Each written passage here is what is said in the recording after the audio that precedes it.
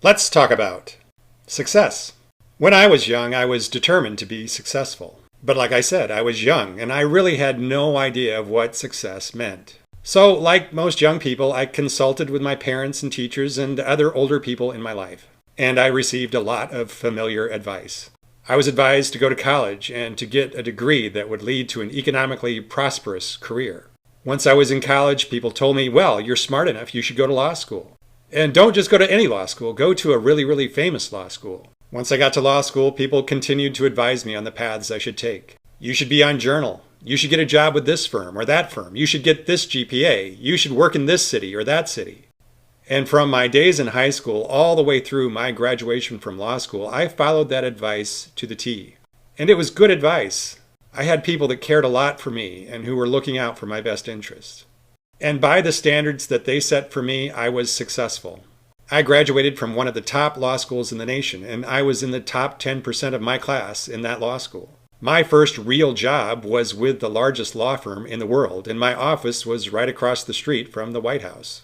Everything I had done should have labeled me successful, but at that time, I felt nothing but misery. At that time, I was so unhappy that I just wanted to quit my job, move back to the farm, and clean hog houses for the rest of my life. I did quit my job, but I didn't move back to the farm. I moved to the Twin Cities, and I joined a smaller law firm here. All of my friends and colleagues in DC thought I was crazy to move to such a backwater market. But it's what I felt I needed to do to be happy.